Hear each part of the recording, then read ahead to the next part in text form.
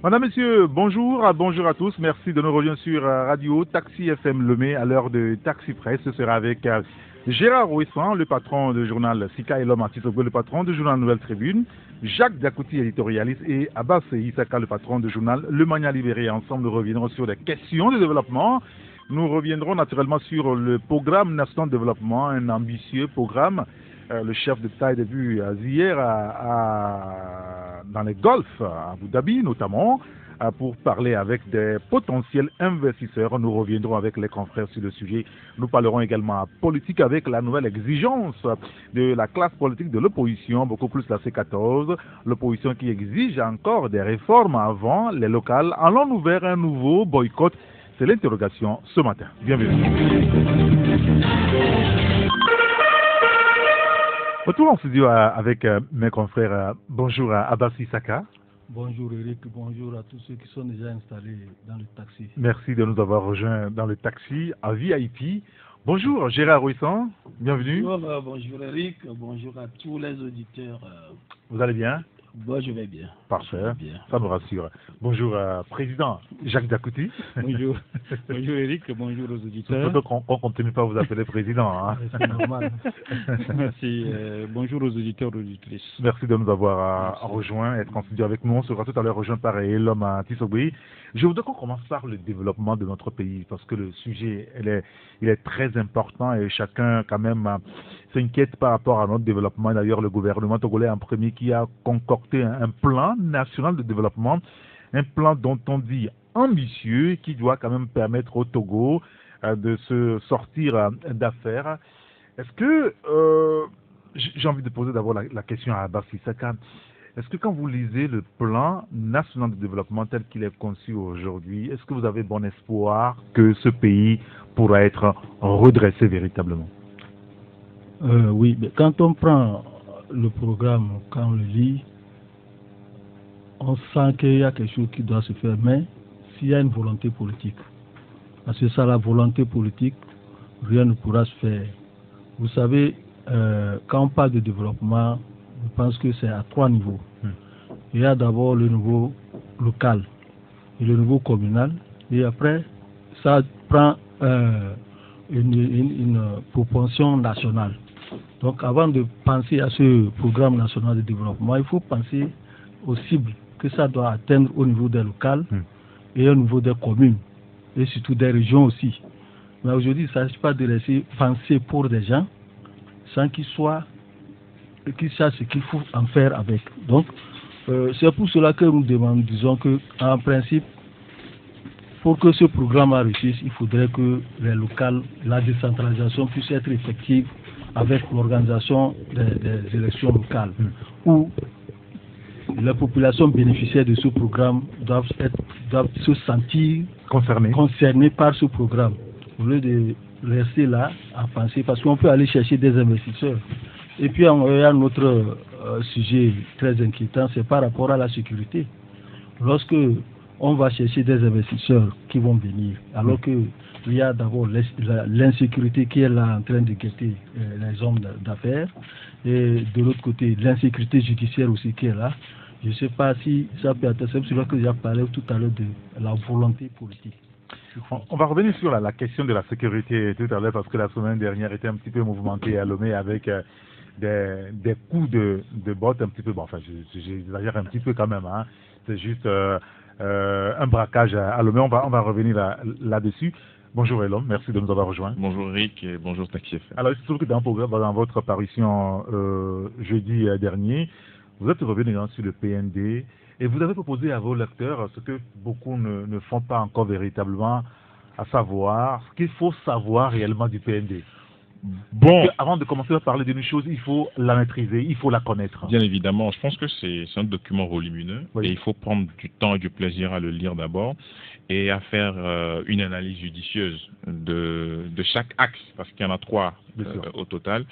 Et quand vous prenez le premier axe où on cherche à faire de Lomé ou du Togo un hub, et je pense quand même que déjà dans la stratégie qui est inscrite aujourd'hui, quand vous prenez le document, vous vous posez d'abord la question de savoir sur quel modèle est-ce que le document est écrit. Parce qu'en économie, traditionnellement, il y a plusieurs modèles ou plusieurs économistes qui inspirent les visions de développement de chaque économiste. D'abord, le document dans son ensemble, comme l'ASCAP, c'est un document dont il est difficile de dire si c'est un document keynésien, pour ceux qui connaissent l'économie John Maynard Keynes, ou si c'est un document marxiste, pour ceux qui connaissent Karl Marx. Donc, les deux, souvent, quand on parle de développement dans les pays, c'est les deux auteurs qui influencent les processus de rédaction des documents de développement. Maintenant, quand vous prenez le PND, c'est vrai que quand vous parcourez les grands axes, vous vous rendez compte quand vous êtes en face d'un document qui plus ou moins ressemble à un document keynésien, et basé sur le modèle de John Maynard Keynes. Bon, maintenant, quand vous interrogez des économistes, quand vous interrogez des spécialistes en économie, ils vous diront qu'en Afrique, les documents ou bien les stratégies de développement qui reposent sur la stratégie keynésienne ne sont pas adaptées en fait à nos économies. Et ce qui fait qu'en général, on a du mal ou on titube face à des initiatives de développement que nous sommes enclins aujourd'hui à pouvoir lancer dans nos pays respectifs. On le voit avec plusieurs pays déjà comme le Niger, avec les 3 N, les Nigériens nourrissent les Nigériens. On le voit avec plusieurs pays également qui parlent d'émergence. Le Sénégal qui parle d'émergence, mais qui sont très bien loin de la 4e puissance. Enfin, parce que dans l'hierarchisation des puissances, il y a la 4e puissance qui constitue les puissances émergentes, mais dont le Sénégal ou ces pays ne font pas encore partie. Donc, il y a quand même il y a quand même des réserves par rapport même à l'atteinte des objectifs fixés par le document, le PND, je voudrais dire, parce que, bon, on peut dire sur papier, c'est beau, c'est-à-dire on écrit bien et tout, mais dans l'application, il va se poser peut-être un petit problème, parce que quand vous prenez juste à faire de Lomé un hub en ce qui concerne les finances, etc., l'axe stratégique numéro 1, vous voyez d'abord que Lomé est déjà une place financière de choix. Et vous avez déjà beaucoup de banques, 13 banques sur le secteur bancaire, sur le secteur togolais. Vous avez 3 institutions qui ont leur siège ici. La 4e qui s'installe, c'est le Fonds Gari, EDF. Il y a la BOAD déjà. Il y a le Aura Group qui a son siège ici. Il y a Ecobank qui a son siège ici. Et la 4e qui va s'ajouter, c'est EDF, African Guarantee Fund. Donc, aujourd'hui, quand vous prenez tout ça mis côte à côte, vous posez la question de savoir pourquoi est-ce que les banques aujourd'hui ou les institutions financières choisissent Lomé comme un partenaire stratégique en ce qui concerne les finances. Mais quand vous interrogez, par exemple, l'ONG Global Integrity, qui a passé faire une enquête ici, on vous dira que le Togo est le pays où il y a le plus fort taux de flux financiers illicites, 80%. Illicite. Donc, quand vous mettez toutes ces informations côte à côte, vous posez des questions sur l'atteinte, c'est pourquoi je parlais des réserves qu'il y a sur l'atteinte des objectifs, notamment l'axe numéro 1. L'axe numéro 2, l'axe numéro 3, on peut parler après de beaucoup de choses.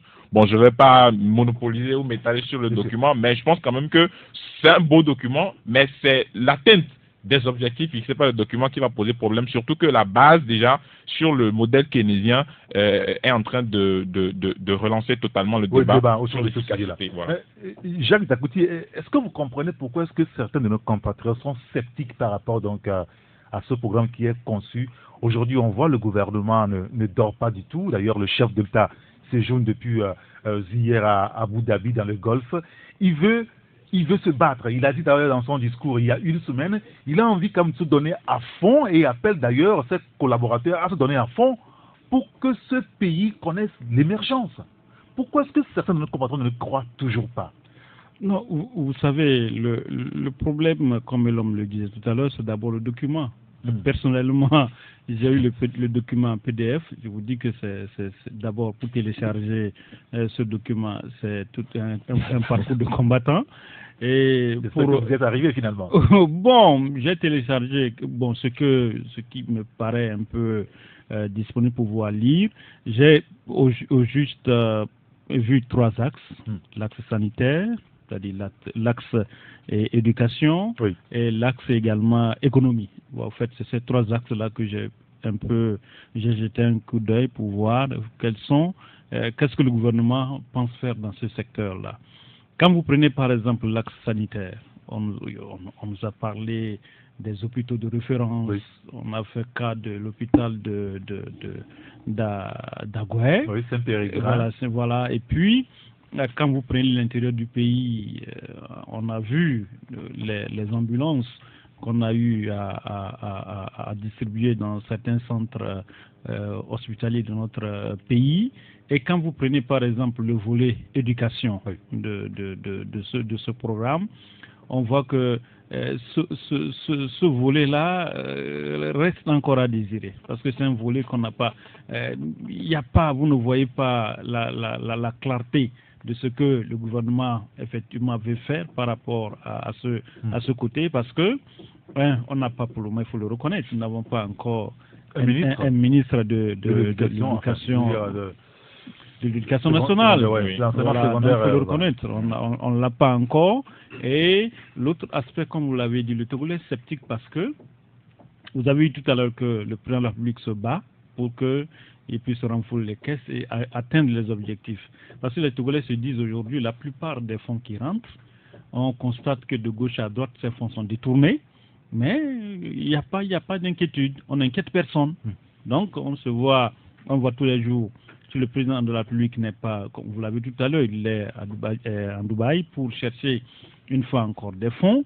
Nous avons vu même dans notre pays ici, où l'Union européenne dit qu'ils sont à côté du Togo pour pouvoir atteindre ses objectifs, mais tout reste à savoir qu'est-ce que le Togolais attend, qu'est-ce que le Togolais veut voir, c'est que son panier de la ménagère soit aménagé. Au fait, c'est ça.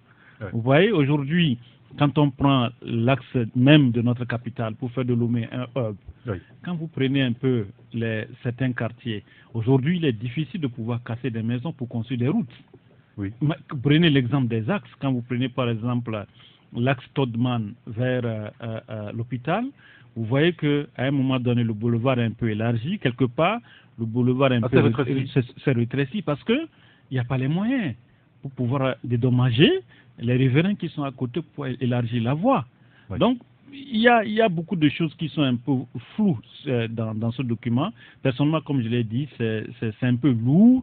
Il faut le reconnaître. Moi, je serai à la place, par exemple, du gouvernement.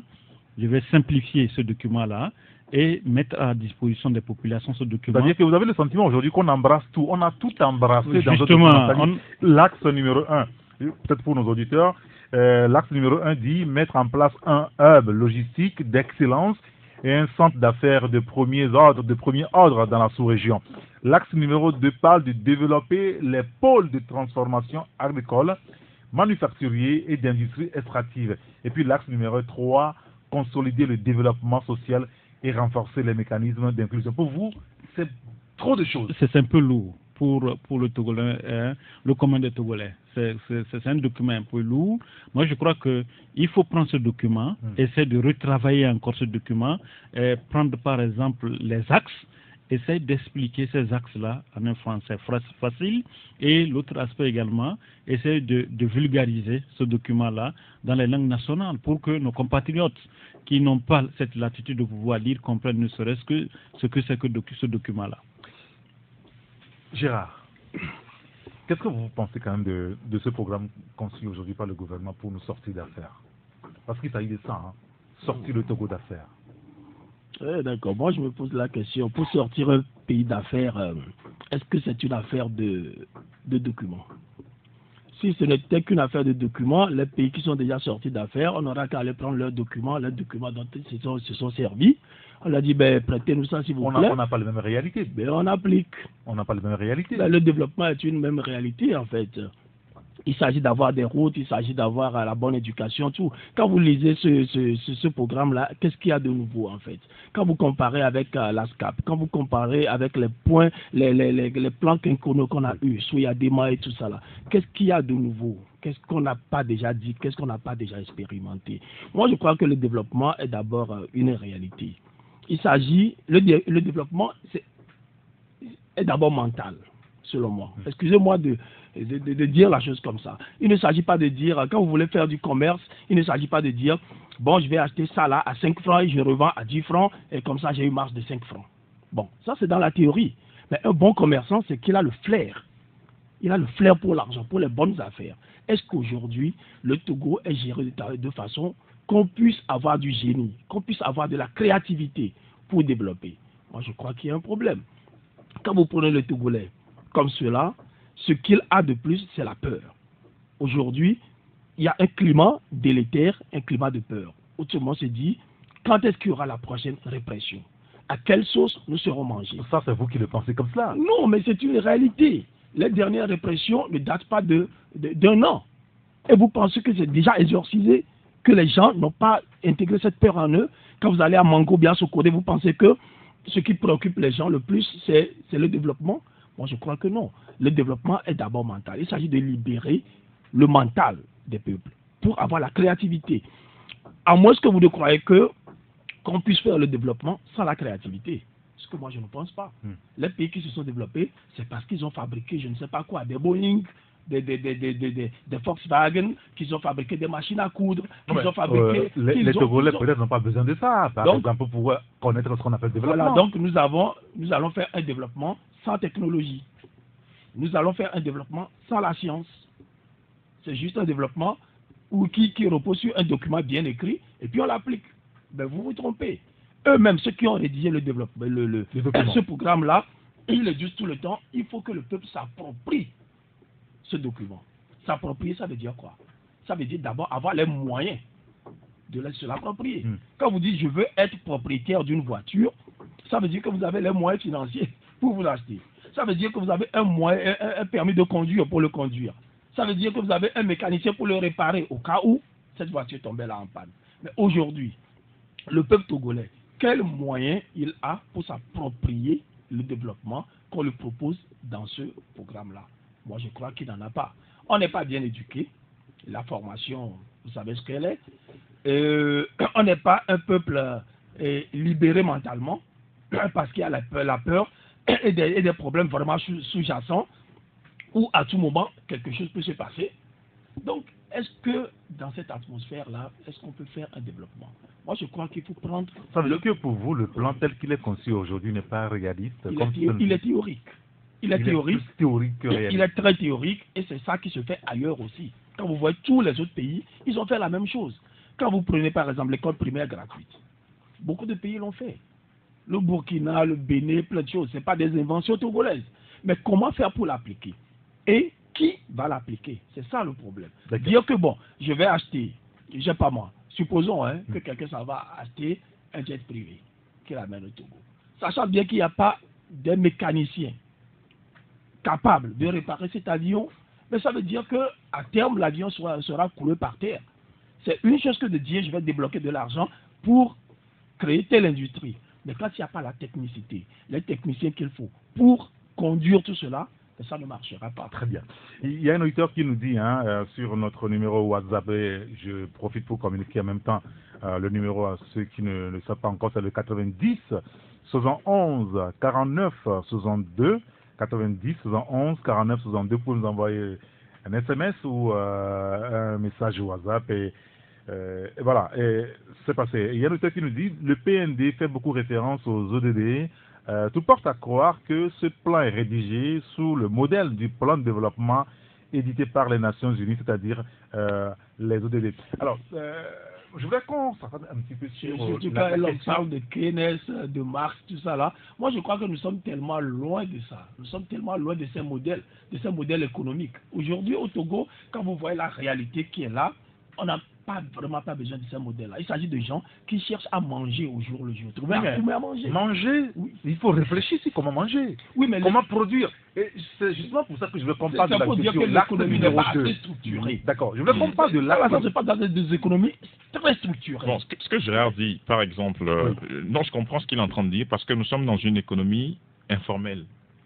En majorité, 70% de l'économie togolaise repose sur l'informel. Et on a du mal aujourd'hui à organiser ce secteur, qui est pourvoyeur de richesse et d'emploi. Et vous avez une délégation de l'organisation du secteur informel qui a des difficultés à pouvoir mettre en relief ou bien donner corps ou formaliser ces structures qui sont toujours dans l'informel. La cordonnerie, il y a des gens qui ont beaucoup d'activités, mais qui sont dans l'informel. Et donc, il faut aujourd'hui, grâce à cette politique nationale de développement, à ce plan national de développement plutôt, essayer de tirer cette ressource-là vers le haut. Et c'est, comme Gérald l'a dit, les gens sont plus dans l'informel parce qu'ils ont envie de manger au quotidien. C'est-à-dire, je sais pas comment on dit ça, c'est une course contre la montre. Ils sont pas dans la vision. Donc aujourd'hui, il faut justement... Ils sont dans le présent. Ils sont dans le présent. Il faut justement un plan qui peut faire rêver. Et réellement, je ne parle pas de gens qui vont être là. Et il faut quand même un plan qui peut faire rêver pour faire d'un pays ou bien d'une communauté ou d'un secteur donné une référence dans le domaine. Quand on prend par exemple, on va dire que dans le domaine de la technologie, on va dire que c'est le Togo. Oui. Dans le domaine du transport, on va dire que c'est le Togo. En fait, il faut quand même un plan qui doit permettre aux gens de sortir de l'informel et d'être rassurés du fait que, en sortant de l'informel, eux aussi, ils ont leur part ou bien leur contribution à donner dans la formalisation des choses. Quand vous prenez l'agriculture, comme vous venez de le dire, mais il y a aujourd'hui beaucoup de personnes qui sont encore en dessous de l'échelle, en bas de l'échelle. Et avec les nombreux scandales qu'on a dans le domaine de l'agriculture, que ce soit dans le domaine du coton, dans le domaine du café, etc., où on a connu plein de choses, mais il faut aussi assainir ces secteurs et puis aider les paysans à avoir accès au financement agricole. Et ça, on en parle depuis des années. Oui. Et on dit, on tourne toutes les politiques vers les populations, aider les populations à sortir de la précarité, celles qui produisent, celles qui est à la base, il faut l'aider à se développer. Et depuis des années, que de politiques bâties pour aider ces populations à sortir de leur lien. Pourquoi est-ce que ça ne marche pas? D'ailleurs, le programme l'a encore dit, développer les pôles de transformation agricole, manufacturier et d'industrie extractive. Pourquoi est-ce que depuis lors, on a du mal à organiser ce secteur pour qu'il soit performant? Abbas Issaka. Oui, si ça ne marche pas, tout le monde le sait, c'est à cause de la mauvaise gestion. On a vu beaucoup de programmes qui ont été... Vous vous rappelez du Puniasa? Oui, c'est ça. Il y a du Puniasa. Au niveau de l'agriculture, mais il y a beaucoup de programmes qui ont été mis en jeu, mais qui n'ont pas atteint leur objectif pour cause de la mauvaise gestion de ces programmes. Tout est dans la mauvaise gestion. Tout est dans la mauvaise gestion. Parce que quand on met des projets, les gens croient que c'est pour s'en mettre plein les poches et oublier les paysans. Vous voyez comment le jeune ministre qui a été nommé actuellement, là, le ministre de la Bataille, comment il va sur le terrain et se bat. Ce n'est pas le cas, par exemple, avec monsieur l'ex-ministre de Agadazi, parce qu'il y a plein de projets pour aider les populations à sortir de cette tanière. Et je pense que c'est par rapport à ça que dans le nouveau gouvernement, il y a un ministère chargé de la consommation locale. Oui, c'est pour aussi faire de telle sorte que la consommation locale puisse être quelque chose qui va aider aussi les populations à mettre en place une véritable politique de développement agricole et de développement au niveau de l'informel. Faire de telle sorte que les populations qui se chargent de ce secteur puissent aussi vivre de leurs produits.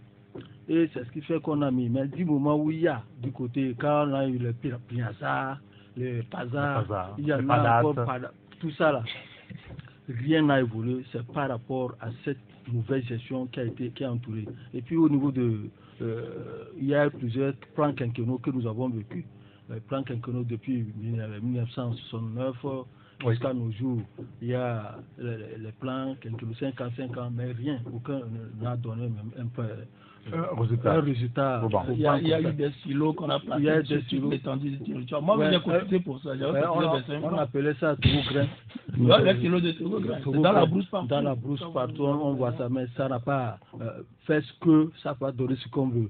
Aujourd'hui, on a même eu à faire même des éléphants blancs qu'on a construits et qui ne donnent rien aux Togolais. Alors qu'en principe, ça devait aller directement faire de sorte que la population sorte de la misère.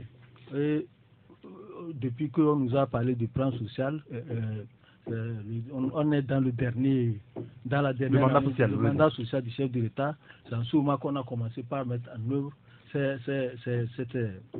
cette politique pour approcher beaucoup plus les populations rurales et faire de telle sorte que le PND puisse atteindre ses objectifs. On ne sait pas comment ça va se passer en un an, puisqu'on a dit c'est 5 ans aussi. Oui, de 2022. Donc, ce qui veut dire que ça a déjà commencé. Oui, lorsque nous on a pris le plan qui a fini tout à l'heure, la SCAP.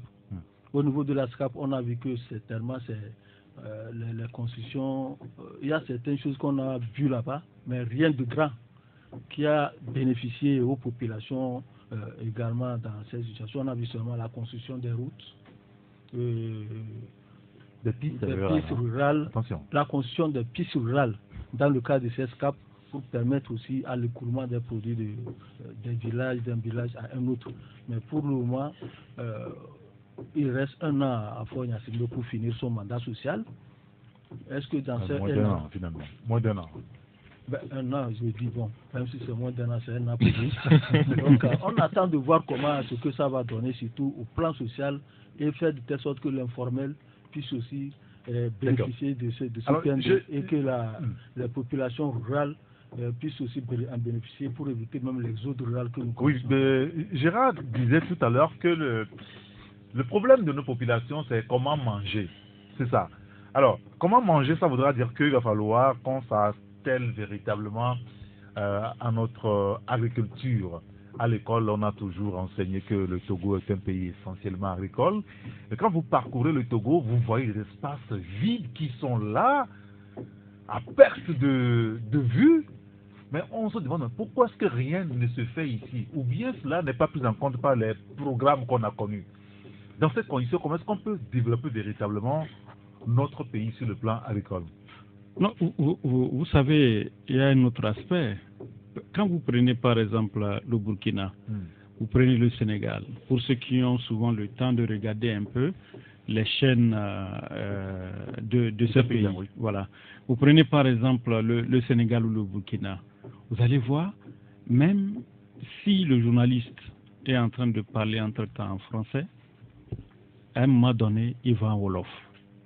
Vous prenez par exemple un journaliste burkinabé. Quand il parle le français, à un moment donné, il place le moré. Mais au Togo, ici, on ne voit pas ça. On ne valorise. On n'a rien à voir avec non, le PND. Non, ce que je voulais dire, vous avez dit tout à l'heure qu'il faut valoriser. Oui. Il faut d'abord valoriser nos cultures. Notre culture, il faut d'abord valoriser ça. En fait, c'est ça. Vous concevez des programmes. Les populations qui sont là, ils ne comprennent pas. Ils ne savent pas ce que c'est qu'un programme. Le paysan qui est là, comment lui peut avoir son engrais disponible au moment des pluies pour avoir les semences pour semer à temps, c'est ça qui le préoccupe. Quand on parle, on va dans un village aujourd'hui, on dit au paysan le PND. Mais qu'est-ce que le paysan a à foutre avec le PND? Il n'a rien à foutre. Le paysan, lui, il veut, s'il a besoin de son engrais, que son engrais soit disponible. S'il a besoin des semences, que la semence soit disponible. Et l'on parlait tout à l'heure de l'économie informelle. Est-ce que vous pouvez imaginer, avec ces programmes, même dans la capitale à Lomé, que des gens drainent encore des millions dans leur voiture pour dire qu'ils vont aller faire des transactions au niveau de l'aéroport? Comment interprétez-vous ça? C'est pour vous dire que les gens, c'est pas leur problème. Les gens, eux, ils vivent au quotidien. Quand vous leur parlez des banques formelles ou informelles, c'est pas leur problème. Des gens aujourd'hui dans ce pays ont de l'argent, les gens encore enfouissent leur argent au niveau des puisards dans ce pays. Ça existe encore? Ça existe. Allez dans les quartiers les plus reculés, vous allez voir. Les gens ont construit de grandes maisons, mais il y a personne qui habite dans ces maisons. Vous allez peut-être voir une seule personne qui est dans cette maison. Juste pour l'entretien. Juste pour l'entretien. Peut-être c'est le gardien. Vous voyez? Non, c'est pour vous dire que quand on parle des programmes, des projets, cela ne met personne. Ça ne met pas les paysans. Comment vivre au quotidien, eux, ça, c'est leur problème. Oui, mais en même temps, avant de vivre au quotidien, il faut qu'on réfléchisse, il faut qu'on l'organise. Mais c'est ce que j'ai dit, Eric. Mais orienter les populations. C'est-à-dire qu'il faut valoriser notre culture, valoriser nos langues. Est-ce que vous comprenez? Si vous allez par exemple... Attendez. Là, on ne mange pas là. Quand on non, mais écoutez... On ne peut pas manger quand même. La façon dont tu es habillé, Eric, mais quand on te voit, on dira que telle personne, soit il est du Niger, ou soit il est du Burkina, ou il est du Sénégal. Est-ce que vous comprenez? On t'identifie en même temps. On sait que tel est venu d'ici. Mais écoute, tu es fier de ça, et tu valorises ta culture. Aujourd'hui au Togo, quand vous prenez notre chaîne, c'est le français. Parlez même l'évé ou bien le kabié, le kotokoli. C'est 20 minutes. Mais vous voyez, donc c'est pour vous dire que quelque part, si nous voulons effectivement, si nous voulons nous développer, si nous voulons développer notre culture, Aujourd'hui, il y en a, quand vous achetez par exemple le mil rouge ou bien le mil blanc au nord que vous préparez ici, certains ne mangent pas parce qu'ils ne connaissent pas. Ils ne connaissent pas. Mais comment voulez-vous que ce paysan-là puisse se développer? Aujourd'hui, quand vous parlez du maïs, c'est de ça seulement que les gens parlent. Mais quand on parle par exemple du mil rouge, le mil blanc, les gens ne connaissent pas. Quand on parle du fonio, les gens ne connaissent pas. Donc, si vous voulez effectivement un développement, passons d'abord par valoriser ce que nous avons, nos potentialités dans notre pays, et vous allez voir, nous allons avancer. On avait parlé la fois passée ici de notre habillement, comment nous allons les valoriser. Mais on ne valorise pas. Quand vous prenez aujourd'hui, vous voyez un Burkinabé, vous saurez que c'est un Burkinabé. Vous voyez aujourd'hui un Sénégal, vous saurez que c'est un Sénégalais. Au fait, c'est ça. Si nous voulons nous développer, au fait, c'est ça. On nous a parlé la fois passée, le Burkina vient d'achever ce qu'ils ont appelé le truc du cinéma, le FESPACO. Mais écoutez, vous voyez comment les médias, partout dans le monde, les médias en ont parlé. Mais au Togo, nous avons quoi? Dites-nous, qu'est-ce que nous avons? L'identité même. L'identité n'existe pas. Justement, c'est important. Gérard, l'agriculture togolaise. Oui, bon, moi je vais d'abord faire une remarque. Quand vous avez dit tout de suite que quand on parcourt le Togo, on parle des espaces vides, moi je vous dis que c'est tout à fait normal. C'est la nature. Vous n'allez pas au nom de l'agriculture détruire les forêts, détruire les marais. On en compte combien à votre avis au Togo, les forêts? Quoi ça? Il n'y en a pratiquement plus. Ah oui, justement. Donc quand vous voyez les espaces vides, sachez que l'agriculture dépend justement de ces espaces vides-là. S'il n'y a pas d'espace vide, vous n'avez que la monoculture. Vous détruisez la nature pour faire de l'agriculture. La première des choses qui va en pâtir, c'est votre agriculture, justement. Parce qu'il faut les marais, il faut les savanes, il faut la diversité environnementale pour que vous puissiez pratiquer l'agriculture, pour qu'il puisse pleuvoir et tout ça. Donc ces espaces, entre guillemets, vides dont vous parlez, sont vitaux, en fait. Sont vitaux pour, justement, l'agriculture. Oui. Donc ça, c'est la remarque que je voudrais faire. La deuxième remarque, le pourquoi l'agriculture ne marche pas, ne dis pas que je politise la chose, mais moi je dis la première des choses, c'est parce qu'il n'y a pas de contrôle dans la gestion des choses. Quand on gère un pays et qu'il n'y a pas de contrôle, comment est-ce que vous voulez que celui qui gère puisse investir là où il faut et ce qu'il faut sans détourner, sans exagérer dans sa gestion, sans faire de la mauvaise gestion? Le problème au Togo aujourd'hui, c'est qu'il n'y a plus de contrôle. Ceux qui ont le pouvoir, c'est eux qui sont leurs propres contrôleurs. On ne donne à personne la latitude de savoir ce qu'il y a dans la cagnotte, comment on gère l'argent. On ne rend pas compte. Le chef de l'État l'a dit dans son discours, le devoir de reddition de comptes. C'est parce qu'il sait que c'est une nécessité. Mais quand vous vous rendez compte, normal que l'agriculteur en ait pour son compte aussi. Quand vous dites, par exemple, quand on dit, je ne sais pas moi, quand l'agriculteur produit, vous savez, il y a surproduction au niveau des agriculteurs. Les gens produisent du maïs, ils ne savent pas à qui vendre. À un moment donné, ils cassent les prix et ils vendent pour que ça puisse partir, pour libérer leur grenier. Oui, alors que le Togolais, au même moment, il ne mange pas à sa faim. Parce que l'argent ne circule pas, comme disent les gens. L'argent ne circule pas. Systématiquement, certains prennent un tas de sous qui s'en vont investir quelque part, dans la construction, à l'étranger et partout. Donc, d'abord, il y a une question de mauvaise gestion qui fait souffrir l'agriculture, en même temps que tous les autres secteurs. Ça, c'est ma première remarque. La deuxième remarque, c'est le manque d'ambition. Rappelez-vous, quand on a amené 6 tracteurs pour le projet, je crois que c'est ça, 6 tracteurs, on en a fait tout un théâtre. Quand vous allez en Europe, 6 tracteurs, ça c'est sur la ferme d'un seul agriculteur. Il a sa ferme, et vous voyez 6 tracteurs garés. Ça, c'est rien du tout. Moi, j'ai fait un peu l'agriculture. Quand j'ai demandé à mon patron un tracteur, je lui ai dit, bon, tu veux prendre ça quand? On m'a envoyé ça au port et je suis allé le récupérer. Il a pris un vieux tracteur de sa ferme. Il n'a même pas senti ça. Parce qu'il en a des dizaines, justement. Donc, amener 6 tracteurs dans un pays et commencer à dire que nous avons tellement fait, ça, c'est pratiquement un délit, sinon un crime. C'est-à-dire que vous tuez l'ambition chez le citoyen. Alors, c'est pour ça que je vous avais parlé. Pour recentrer le débat, comment est-ce qu'il faut faire désormais, enfin maintenant, pour que notre pays puisse quand même connaître ces vœux-là, pour que ce soit réel? Laissez-moi terminer rapidement mon développement. Une troisième chose, je vais aller rapidement. C'est-à-dire qu'on ne développe pas un peuple. c'est un peuple qui se développe. Regardez tous les peuples qui se sont développés. Ce n'est pas un gouvernement qui a fabriqué les tracteurs, les Non, mais en même temps, on donne quand même une orientation, Gérard. Non, mais le développement vient d'abord du génie du peuple. Est-ce qu'aujourd'hui... Mais quand on l'organise pas, le génie ne viendra pas tout seul quand même, non? Oui, d'accord. Mais est-ce que c'est dans un document? Est-ce que c'est les documents qui font inventer des... Est-ce que Foufou Mix là, c'était dans un document? Imaginez qu'il y ait 20, 30, 40 Foufou Mix au Togo. Des gens qui inventent des tracteurs, qui fabriquent ceci, qui fabriquent cela, parce que le peuple est libre et inventif. Est-ce qu'on aura besoin d'un programme on aura peut-être besoin d'un programme, c'est vrai. Mais est-ce que c'est le programme là qui est à la base du développement? Moi, je crois que non. Le développement, d'abord le génie d'un peuple. Et aussi la protection d'une élite. L'élite sort. Mais qu'est-ce que nous faisons de l'élite? L'élite est vouée aux gémonies, carrément. Vous avez vu des gens ici qui ont travaillé sur le programme Ariane 5, la fusée qui allait sur Mars. Ils sont venus au Togo, ils ont essayé de faire la politique. Mais ils sont où? Justement, on détruit l'élite aussi. On trouve à l'élite un certain danger et on le neutralise.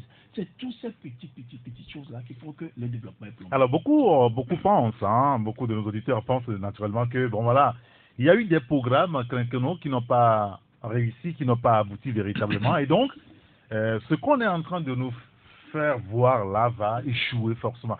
Le chef de son discours l'année dernière a dit qu'il faut de la rigueur dans la gestion désormais et il sera là pour contrôler tout ça pour que ça réussisse. Moi j'ai envie de poser la question, qu'est-ce qu'il faut réellement aujourd'hui pour que tout ça réussisse véritablement? Non, d'abord il faut une volonté politique. Visuellement là, puisque le patron parle lui-même. Non, vous voyez, il est partout. Non, ça fait 14 ans que le président de la République est au pouvoir. Il y a eu plein de scandales, d'année en année. Mais combien de personnes ont été arrêtées véritablement? Il suffit pas de... C'est vrai, sur le papier, dans les discours, il faudra quand même de beaux discours. Même le premier ministre Ngbo à l'époque, il a dit « Je fais de la lutte contre la corruption, cheval de bataille ». On a dit à l'époque, dans 6 mois, le miel, le lait devrait couler dans nos robinets. Mais en réalité, dans la pratique, le président de la République, malgré les beaux discours, il y a quand même un décalage entre ce qui se fait et ce qui se dit. C'est ça, en fait, c'est une évidence. Mais aujourd'hui, c'est vrai que dans le dernier scandale du coton, on a essayé d'arrêter des gens, mais il y a d'autres scandales. Le scandale de la route Lomé-Vaughan-Enfoin. Mais quand un pays s'endette à un niveau donné, quand vous prenez des prêts pour vous endetter pour des générations qui viennent, et que les réalisations ne sont pas faites conformément aux prêts que vous êtes en train de contracter, et que les personnes qui sont à l'origine, sinon à la base de ces différentes réalisations, et qui sont censées leur donner corps, mais ces personnes-là sont là, et qui ont pignon sur rue, ils circulent, mais on ne leur dit rien, mais finalement, il y a un problème. C'est-à-dire qu'il y a un problème de moralité de la vie publique. Il faut moraliser d'abord la vie publique au Togo. Il faut moraliser la vie publique. Mais on ne peut pas se permettre d'être en Afrique de l'Ouest l'un des pays les plus endettés, avec 70% de ratio qui dépasse le critère de convergence de l'UEMOA, sinon le pays le plus endetté de l'espace UEMOA. C'est grave quand même. Oui, mais je ne raconte pas ma vie. Et se permettre aujourd'hui de laisser ces gens-là circuler n'importe comment, il faut d'abord une volonté politique. Parce que les gens ne vont pas mettre 4600 milliards dans la poche des individus qui vont se les partager. Non. Oui, donc sur la base des projets antérieurs où des gens ont détourné les fonds, ont fait preuve de malversation financière. Il faut commencer par là. Parce que les cas sont légion. Aujourd'hui, il faut quand même que le président de la République tape du poing sur la table, aille peut-être au niveau de la Cour des comptes pour demander à ce qu'on puisse sortir des rapports, commencer à arrêter des gens, qu'on auditionne les gens pour qu'on sache véritablement qu'il y a quelque chose qui est enclenché. Comme au niveau du coton. Comme au niveau du coton. Parce qu'en matière d'infrastructure routière, il y a plein de scandales. Il y en a plein, tellement. Comment on a fermé Seco BTP, la route Lomé-Vaughan-Enfoin, il y a plusieurs cas. Donc aujourd'hui, c'est vrai que la politique des grands travaux a absorbé beaucoup de milliards, mais au-delà de ces milliards-là, il y a quelque chose qu'il faut véritablement voir de ce côté. Deuxième chose, le secteur privé. On nous a dit que le PND est adossé en majorité au financement du secteur privé. C'est-à-dire que c'est le secteur privé qui constitue le fer de lance de 65% de ce plan national de développement. Mais au Togo, qu'est-ce qu'on fait véritablement dans notre secteur privé? C'est la question qu'on se pose. Et récemment, je pense en 2018... Vous sentez qu'il est bâillonné? Non, je ne dirais pas ça, mais c'est-à-dire qu'il n'y a pas de dialogue permanent avec le secteur privé au Togo. Il n'y en a pas. Mais aujourd'hui, vous prenez une association comme l'Association des grandes entreprises du Togo, qui est souvent muette et qui ne communique presque pas, mais qui fait des initiatives et qui fait le jeu de couloir pour pouvoir maintenir un certain niveau des activités qu'ils font au Togo, mais ils ont beaucoup de difficultés. C'est des entreprises qui ont beaucoup de difficultés. C'est-à-dire que ce pas des choses qu'on extériorise, mais sur le plan fiscal, sur le plan douanier et sur beaucoup de plans, c'est des gens qui n'ont pas véritablement, qui sont pas véritablement satisfaits. Mais vous prenez aujourd'hui le Conseil national du patronat, et vous prenez la Chambre de commerce et d'industrie du Togo, mais vous prenez toutes ces personnes. En 2018, je l'ai dit tantôt, il y a une réunion avec la primature. Quand vous vous rappelez, quand il y avait autant fort de la crise politique, les gens ont fait des observations sur la façon dont ils voyaient les choses. Mais à ce stade, qu'est-ce que l'État a fait? Quel était le répondant? Mais les gens ont dit que oui, que notre activité au premier semestre était plombée par la crise politique. Deuxième semestre, c'est encore plus nocif pour nous parce que la crise s'est enlisée. La Chambre de commerce et d'industrie a fait une étude où elle a révélé les difficultés des entreprises. Qu'est-ce que l'État a apporté comme réponse? Non, c'est-à-dire on ne va pas continuer à demander à des gens qui attendent aussi de l'État. Parce que moi, je suis quand même disposé à contribuer au développement du pays. Mais quand j'ai des difficultés, il faut que l'État trouve des solutions ou bien qu'on discute afin que je sois satisfait. Je ne suis pas là que pour donner, je suis là pour recevoir aussi. Ça veut dire qu'en réalité, au-delà de tout, tout ce qu'on dit, pour que ce programme-là réussisse véritablement, sur le plan politique, il faut qu'on règle les problèmes.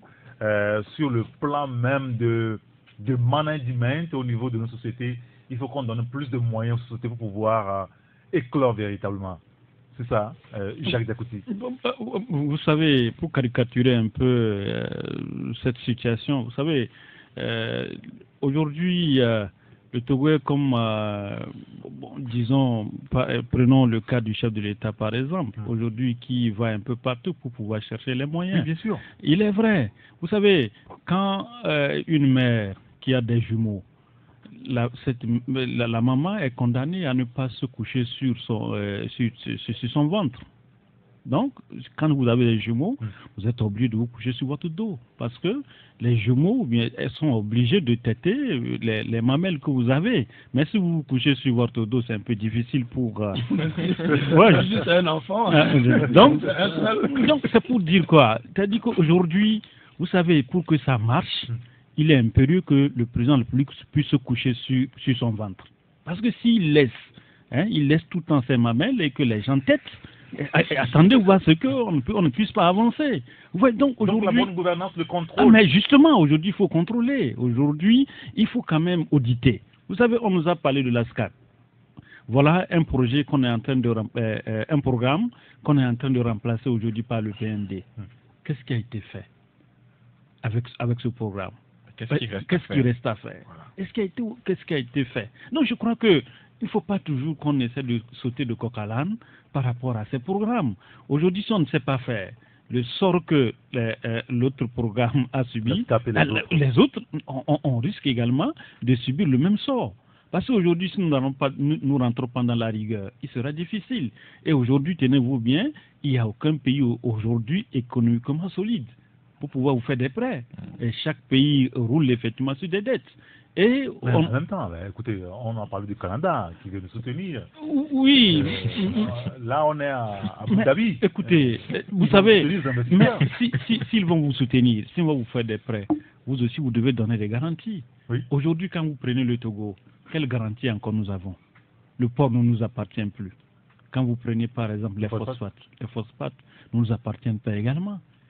En contrepartie, qu'est-ce qu'on peut donner? Il n'y a rien. Donc il faut faire attention. Tout à l'heure, l'homme disait que nous sommes endettés, c'est vrai.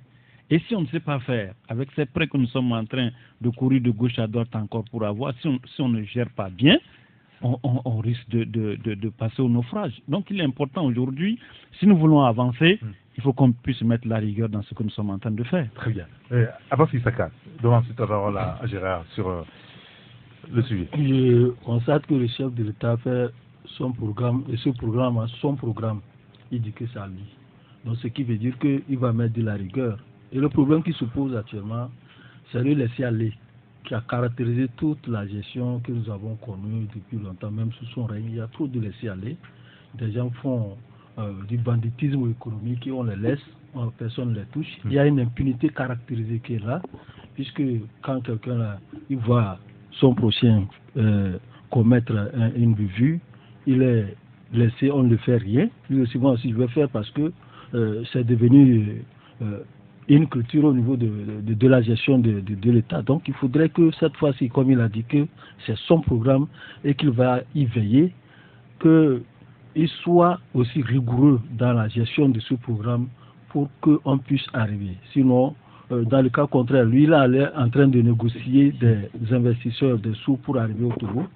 Ce n'est pas lui qui sera là derrière la session. Il va les confier à d'autres personnes pour gérer.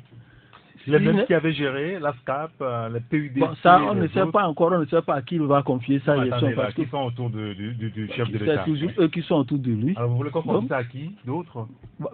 Il peut savoir à qui il va confier parce qu'il a dit maintenant qu'il y a 65% de la gestion privée qui sera là et 35% pour le public. Donc je ne sais pas si on va réveiller cette histoire de partenariat public-privé qu'on avait mis en place qui n'a même pas encore marché depuis là. Je ne sais pas là où ce programme, cette initiative est restée. Je ne sais pas si avec ce PND-là, on va ressusciter cette histoire de partenariat public-privé pour booster l'économie du pays. Sinon, aujourd'hui, si on laisse, on fait comme on l'a fait avec les autres programmes et les autres plans quinquennaux qui n'ont pas marché, si le chef de l'État croit que ce programme-là lui appartient et qu'il doit le mettre en œuvre dans la rigueur, que lui-même soit rigoureux dans la gestion de ce programme. Très bien, il y a un auditeur qui nous dit, et moi je suis d'accord avec Gérard, ceux qui sont opposés donc aux gouvernants sont épris par ce plan. Non, car il faut d'abord que la population ait confiance en elle-même pour appuyer ce plan-là aussi, nous dit donc l'auditeur. Il y a un autre qui nous dit, c'est que le président est en train de chercher les moyens pour sa campagne présidentielle de 2020 et aussi pour nourrir ses disciples qui l'entourent. Il ne s'agit pas de nous, les bas peuples. Ils s'en foutent pas mal. Et ça, ayez confiance en moi. En tout cas, nous sommes dans le wait-and-see, nous dit donc cet auditeur. Il y a un autre qui nous pose une question, enfin, qui dit que les journalistes togolais doivent se donner le PND. La jeunesse souffre autant, nous dit-il. Bon, d'accord. Où est le grand citoyen, où est le citoyen dans le PND, se demande un autre auditeur. Pour que tu fasses pour moi, sans moi, je ne m'y reconnais pas. Les gens ont le sentiment aujourd'hui que ce programme a été conçu sans eux. Ils ne comprennent pas grand-chose là-dedans. Ils n'ont pas été associés à la rédaction. Mais en même temps, on parle de leur développement. Et c'est ce qui complique la situation. C'est ça, non? Je pense que les gens, les auditeurs, ils ont très bien compris la situation. On parle de leur développement, on parle du fait qu'ils s'approprient un document dont ils n'en savent absolument rien, qu'ils n'ont pas conçu et dont ils ne sont même pas, on n'est pas sûr qu'ils sont d'accord avec ce document. Ce que les gens voudraient aujourd'hui, c'est avoir la possibilité de pouvoir changer les choses, de pouvoir sanctionner quelqu'un qui échoue. On vous dit, gérez la société là. Quand après 5 ans vous échouez, le citoyen veut avoir la possibilité de vous pénaliser pour dire que quelqu'un d'autre aussi vienne essayer de voir. Donc, tant que les gens auront l'impression que ceux qui sont là pour de bon et ne peuvent pas être pénalisés, quelque part, d'abord pourquoi ceux-là qui sont là vont bien travailler, puisque ils ne courent pas le danger d'être sanctionnés. Bon, moi, je crois quand même qu'il va falloir arrêter d'exploiter et d'appauvrir le Togolais. Quand on dit qu'on conçoit ce projet-là pour le paysan togolais, regardez tout ce que le paysan togolais paye. Quand il prend son téléphone, il dit allô, il paye déjà. C'est des taxes et des impôts. Quand il prend Zémidjan pour aller quelque part, sur l'essence et tout ça là, il paye des impôts. Tout ce qu'il fait, il paye des impôts et des taxes. C'est avec ces 5 francs, 1 franc, 10 francs, 100 francs là qu'on constitue la richesse de l'État, le budget de l'État. Ça, on ne le voit pas tout de suite. On pense que l'État trouve de l'argent quelque part. Non, c'est nous qui contribuons, y compris aussi le paysan, qui paye chaque jour. Maintenant, on prend cet argent, et l'homme l'a dit tout de suite, on en constitue une cagnotte de 26 milliards qui disparaît. Vous ne pensez pas qu'on vient de voler le paysan, qu'on prétend, pour qui on prétend lutter pour qu'il sorte de la pauvreté. Vous volez 26 milliards quelqu'un, et vous dites, maintenant on va l'aider à sortir de la pauvreté. Rendez-lui d'abord ces 26 milliards. Rendez-lui d'abord ce que vous lui avez volé, et après aidez-le à se développer. Au Togo, le problème est d'abord politique. C'est la bonne gestion. Il faut créer les conditions pour une bonne gestion. Et pour terminer, moi je dis, il faut tout faire pour éradiquer un peu l'injustice dans ce pays. Et L'injustice sociale. L'injustice et à tous les niveaux. La justice ne marche pas, les gens font n'importe quoi, ce qu'ils veulent. On donne à qui on veut, on en retire et à qui on veut. Quand l'homme dit que qui va donner plus de 4 000 milliards à quelqu'un dont on est sûr qu'il ne va pas gérer. Moi je dis, c'est pas vrai, on va leur en donner. Les capitalistes, c'est comme ça. Tant qu'il sait que quand il va vous donner ça, vos enfants et vos petits-enfants vont payer, peu importe si vous allez jeter l'argent là par la fenêtre. L'essentiel pour lui, c'est que quand il vous donne 4 000 milliards, que lui récupère après 10 000 milliards, il se fiche éperdument de ce que vous faites avec cet argent. Très bien. On va nous en donner à Abu Dhabi, on va nous en donner au FMI. Oui. À ce que Gérard a dit, c'est le timing sur lequel moi je m'interroge. Le timing d'un projet de développement qui concerne le pays. 2018-2022. Oui, on est à 1 an de la présidentielle et tout le monde sait que les risques politiques font partie des faiblesses ou bien des menaces en ce qui concerne la réussite ou l'échec du projet. Et ensuite, on nous parle d'une vision sur 4 ans qui a déjà démarré en 2018 et qu'on lance en 2019. Donc il reste 2 ans. Et franchement, je me pose des questions sur le timing et puis sur la durée du projet. Très bien. Messieurs, on va marquer une pause. On se retrouve tout à l'heure pour la suite. Retour en studio avec les confrères et l'homme à Tissogbe, Jacques Diakouti, Gérard Ouissan et Abbas et Issa Karavan de les retrouver pour la suite du débat. Nous sommes en liaison avec la rédaction de Taxi FM et c'est avec Amen Assignon. Bonjour Amen. Bonjour Irrigator. Merci de nous avoir rejoints. Vous êtes au programme pour Taxi Midi à 12h45. Quel est le contenu de votre journal? Ce lundi 11 mars 2019, nous avons au menu de Taxi Midi de la politique et encore un clin d'œil aux femmes pour le compte du 8 mars. Le Parti pour la démocratie et le renouveau, le PDR, remobilise ses troupes. Ses membres étaient en journée de réflexion ce week-end à Lomé. Jubilé de coton pour le MJCT, le mouvement jeunesse consciente du Togo. 1 an célébré sous le signe de la responsabilité et de l'engagement citoyen. Et puis, Journée internationale des droits de la femme, les activités se poursuivent à l'instar de Femmes Ensemble, qui vise à susciter le leadership chez la jeune fille togolaise, organisée ce week-end, de même que la séance de sensibilisation de l'Association des jeunes au service de la population, une séance qui vise la promotion des droits de la femme. Les détails de tous ces sujets à suivre donc à 12h45. Bien sûr, avec vous, Amen Assignon. Merci beaucoup, Amen.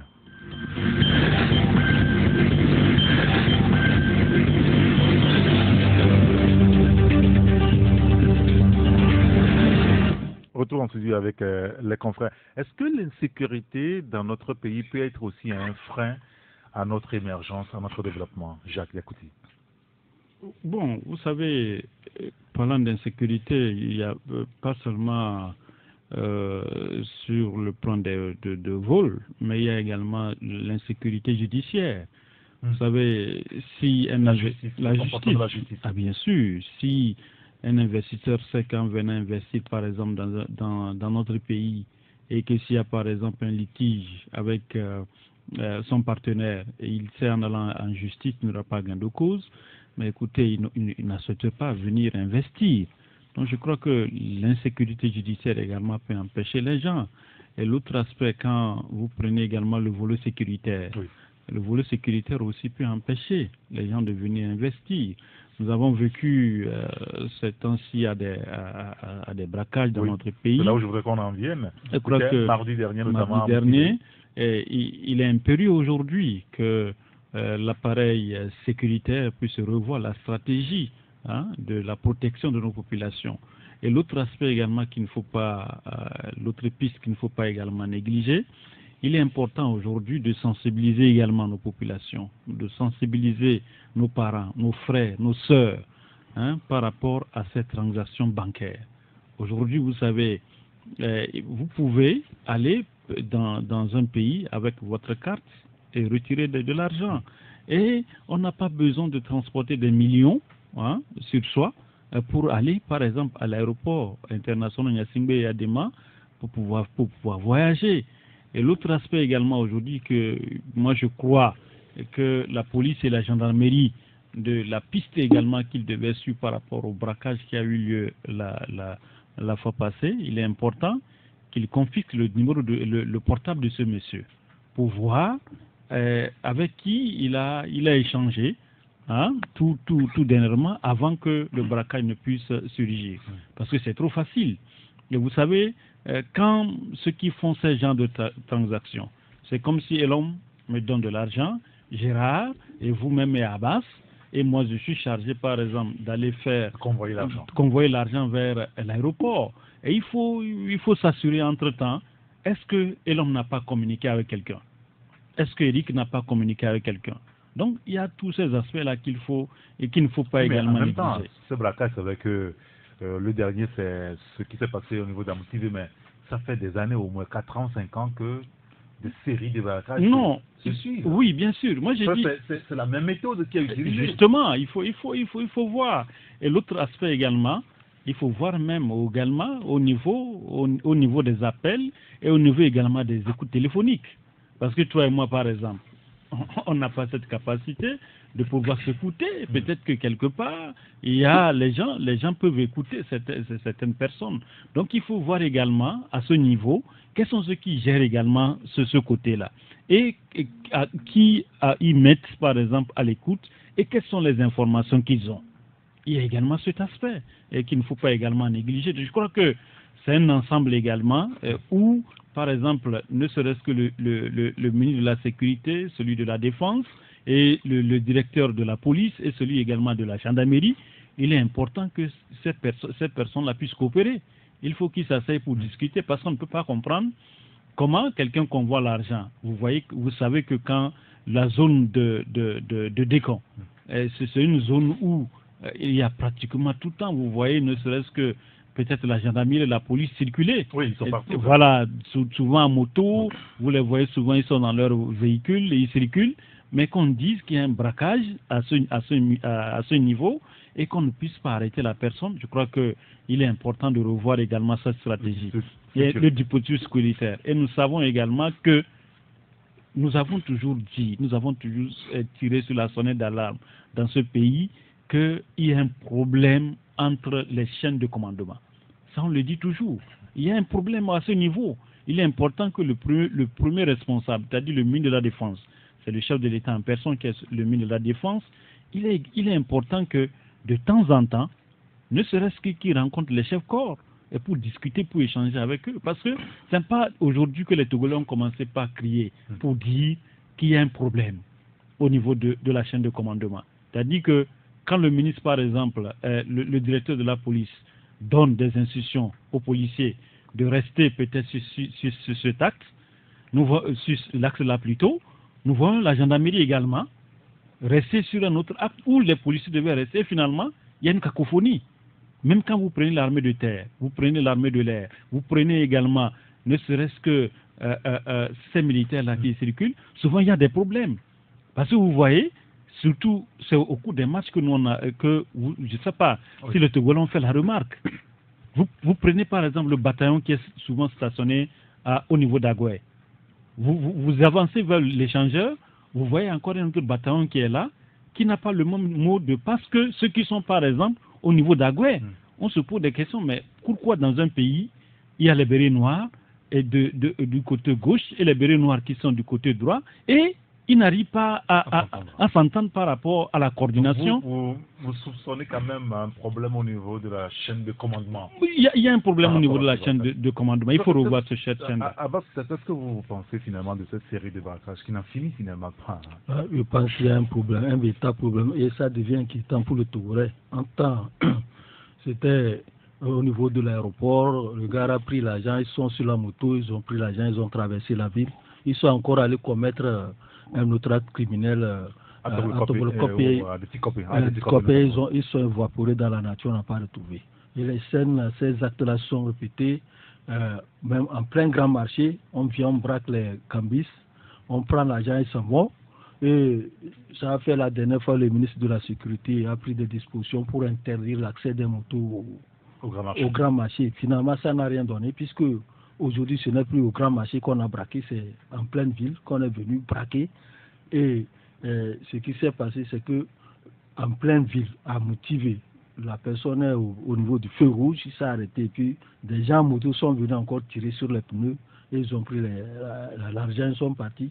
Et ils sont évaporés dans la... Ça devient inquiétant du moment où il y a un problème aussi, comme Jacques l'a dit, problème de fonctionnement au niveau des chaînes de commandement. Je ne sais pas s'il y a un sabotage quelque part où on ne veut pas que quelqu'un d'autre soit bien vu, fasse bien son travail, parce qu'il fait bien son travail. Il y a un autre coin où on dit qu'il faut faire tout pour le saboter. Et ça, ce n'est pas bon pour la sécurité des populations, ce n'est pas bon pour la sécurité même du pays, et ce n'est pas bon pour la sécurité du monde des affaires, où on demande, on cherche à amener les investisseurs dans notre pays, et au même moment, on assiste à des braquages où on n'arrête personne, et que c'est sur des motos, les gens viennent avec des kalachnikovs, ils tirent sur les populations innocentes, ils s'en vont, personne ne les touche, et après on dit, on a ouvert une enquête. On ouvre des enquêtes qui ne se referment jamais, et nous avons aussi vécu des braquages dans des lieux, dans des mosquées, dans des églises, et tout ceci, on dit, on a ouvert des enquêtes, et ces enquêtes-là ne sont jamais fermées. On n'a jamais arrêté qui que ce soit. Et moi, je constate que ça devient une impunité qui fait son lit au sein de ces braqueurs, ou bien au niveau de la sécurité, parce qu'on ne comprend pas. Et depuis toujours, quand il y a ça, la dernière fois, on a encore dit, on a ouvert une enquête. On ouvre une enquête, depuis là, on n'arrête personne. L'attaque des lieux saints, on ouvre des enquêtes. Rien n'a été fait. On n'a même pas encore arrêté des gens jusqu'à ce jour-là. Or, les scènes se sont passées l'année en 2018, 2017, 2018. La scène qui s'est passée à l'aéroport, que les messieurs ont pris de l'argent, ils sont partis sur moto. On a ouvert des enquêtes. Aujourd'hui, ça fait combien d'années? On n'a rien vu. Et les mêmes choses continuent. Si on ne peut pas arrêter quelqu'un et faire de sorte qu'on punisse les personnes, c'est qu'on va toujours vivre cette insécurité. Très bien. Merci beaucoup, Alassaka. Oui, Eloma, je pense que Jacques a touché du doigt le plus important, c'est le problème de commandement. C'est-à-dire que on ne comprend pas pourquoi il y a cette défaillance, parce que on sait que le Togo est un pays. Oui, mais c'est une grosse défaillance. C'est-à-dire que le problème de commandement dans ce genre de contexte est très important. On ne peut pas répéter les mêmes procédés depuis 2017. Braquage à l'arme lourde, on prend des gens, tire sur le pneu, on arrose le véhicule avec, je sais pas, des armes sophistiquées. Les gens sont souvent sur moto, ils prennent la ville en otage, ils sont en territoire conquis, mais alors qu'on a une unité qui est quand même une unité très forte et puis bien formée. Et on est là, les gens circulent comme ça, tirent sur d'honnêtes populations, d'honnêtes citoyens, et qu'on ne dise rien. C'est vrai qu'on dira demain qu'on a ouvert une enquête pour élucider les circonstances de l'attaque, mais ça fait un peu trop. On n'est pas dans un Far West. Le Togo est un petit pays. Lomé n'est pas grand. La population du Togo fait la commune d'Abobo à Abidjan ou de Yopougon.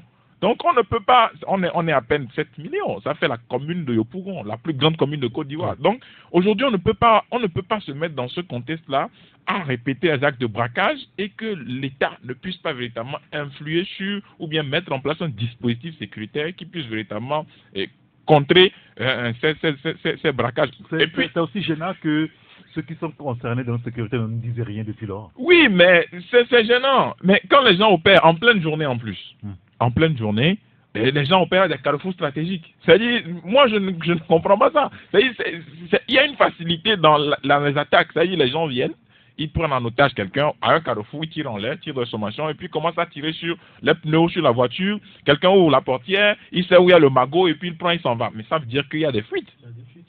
Oui, mais il faut véritablement nous dire ce qui se passe, parce que c'est le même procédé. Les gens quittent le grand marché de Lomé, et ils quittent EcoBank, et s'ils ne sont pas braqués devant EcoBank, on les braque à 300 mètres d'EcoBank. Mais comment vous comprenez ça? Mais d'habitude, c'est le même procédé. Les gens quittent le grand marché, ils sont braqués au grand marché. Maintenant, le ministère de la Sécurité a dit, pour des raisons de sécurité, les motos n'entrent plus au grand marché, plus de motos, il y a des voitures. Mais on constate que le mal n'a pas diminué. Les gens filent maintenant les voitures en dehors du grand marché. Mais finalement, à quoi ça a servi d'interdire l'entrée des motos au grand marché si on ne peut pas garantir la sécurité en dehors du grand marché? Parce que si je sais que je suis en sécurité au grand marché, il faut que je sache que je suis en sécurité aussi à l'extérieur.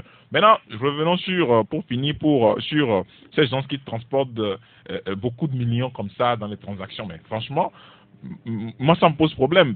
Aujourd'hui, avec la bancarisation au Togo est assez faible.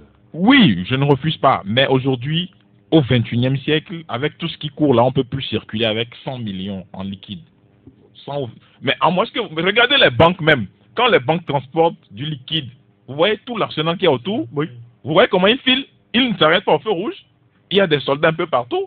Et puis, si vous ne faites pas attention, la voiture vous ramasse. Oui. C'est-à-dire, et puis vous êtes particulier, vous avez 122 millions dans votre voiture, vous circulez tranquillement en pleine journée. Et vous êtes tranquille? Non, mais franchement, les gens sont courageux. Moi, je ne peux pas, au 21e siècle, avec tous les outils qu'on a sur le plan technologique, où on fait des virements MT103, 83, il y a plusieurs types aujourd'hui de virements qui permettent à quelqu'un d'envoyer de l'argent facilement. Mais prendre de l'argent liquide au 21e siècle dans son véhicule, même si c'est 10 millions, je vous assure qu'on va vous filer. Même si c'est 5 millions. Oui. Parce qu'on ne peut pas aujourd'hui se permettre, même si vous êtes dans les grosses affaires, de circuler avec 122 millions dans un coffre quelque part. Mais vous avez vu la facilité, on nous a dit que bon, il y avait deux malfrats. Le premier a tiré sur le pneu, le second a ouvert la portière, il a pris le magot en même temps. Donc ça veut dire qu'il savait où il y a le magot. C'est une complicité. Voilà. Il y a un auditeur qui nous dit que Jacques, qui vient d'aborder le cas des écoutes téléphoniques, a touché du doigt le problème.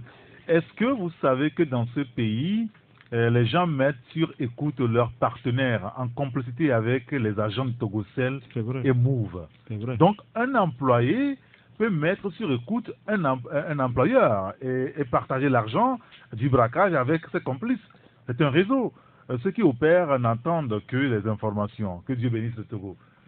Il y a de l'inquiétude finalement sur ce coup. Mais si les partenaires peuvent se mettre sur écoute à travers des agents de téléphonie mobile, c'est quand même grave. Je vais te donner un exemple après. Ah oui? Oui. Ça fait peur. Hein? Non, moi, je pense qu'on n'a même pas besoin de mettre quelqu'un sur écoute pour savoir que ça va prendre de l'argent. Un commerçant qu'on sait qui va souvent en Chine. Vous savez qu'il est parti en Chine il y a 4 mois. Bon, ben, le temps est encore venu qu'il reparte. Et quand il y va, ben, souvent, il fait des chiffres d'affaires, pour faire des chiffres d'affaires d'à peu près 300 millions, 400 millions, 1 milliard. Donc, vous savez que dès qu'il va à la banque, il va amener quand même un magot avec lui. Bien sûr. Donc, il suffit d'avoir 2 personnes, des gens autour de lui. Bon, ben, il est temps qu'il reparte en Chine. D'accord, aujourd'hui, il est parti à la banque. Il vient de quitter. Ben, vous l'interceptez en chemin. Vous prenez son argent.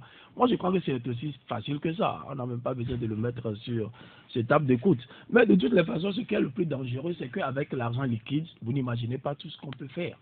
Oui. Quelqu'un qui s'en va dans une banque et prend 1 milliard. Moi, je vous dis, avec 1 milliard, on peut facilement déstabiliser un pays. Si on arrive à blanchir cet argent-là, je prends 1 milliard, je ne vais pas en Chine avec. J'arrive à garder l'argent là chez moi, je peux financer n'importe quelle rébellion. Je peux financer n'importe quel banditisme. Ça, c'est d'abord le danger qu'il y a pour l'État même de ne pas laisser se faire de telles choses. Maintenant, ce qui m'étonne, quand les gens vont à l'aéroport, vous imaginez une valisette remplie d'argent que vous faites passer au scanner et personne ne dit rien. Moi, ça m'étonne qu'à l'aéroport, qu'on ne dise pas, mais monsieur, qu'est-ce que vous avez dans votre valise? Vous savez, on peut déclarer l'argent. Mais vous déclarez d'ailleurs à l'aéroport. À la douane, justement. À la douane de l'aéroport. Et c'est interdit de prendre autant d'argent en liquide. Comment est-ce qu'ils arrivent à passer la douane avec tant de liquidité? Là, il va falloir qu'on demande. Puisque nous, on nous demande de ne pas prendre un montant supérieur encore, mais il y a des gens qui arrivent à passer avec des valises remplies d'argent, de liquidité. Alors qu'on nous dise comment ils arrivent à le faire. Moi, Gérard, je sais que je ne peux pas passer la douane avec 200 millions. On va m'intercepter, on va me dire, mais l'argent sera saisi. Oui. Ça, c'est clair. Mais eux, ils arrivent à le faire. Moi, c'est la deuxième question que je me pose. Mais maintenant, écoutez un peu ce que les citoyens disent en général. Quand il y a braquage, ils disent, oh, eux-mêmes, ils savent qu'ils le font. Hein. Oui. Souvent. Oui. Nous nous cachons, nous ne nous voilons pas la face. Les gens disent, eux-mêmes, ils savent qu'ils le font. Donc, il y a certaines personnes, parfois même, qui savent, qui connaissent les braqueurs, mais ils ont peur. Je ne vais pas connaître le braqueur, j'irai à la gendarmerie, dire aux gendarmes, ben voilà, je connais le braqueur, alors que lui-même, il est complice aussi.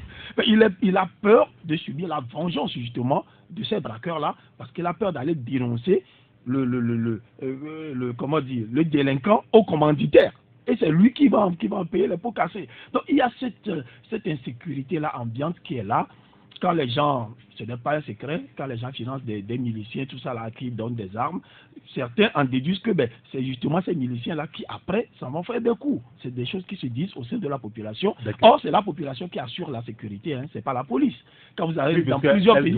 Elle doit quand même être coopérative. Voilà, elle veille, et c'est elle qui appelle la police, qui dit on a vu telle personne qui est suspecte, qui est ceci, ça. Mais quand la population ne joue pas ce rôle-là, mais n'attendez pas à ce qu'un commissaire fasse un miracle. Un commissaire, c'est quoi? Ce n'est qu'un individu, il n'est pas omniprésent, il ne connaît pas toutes les réalités.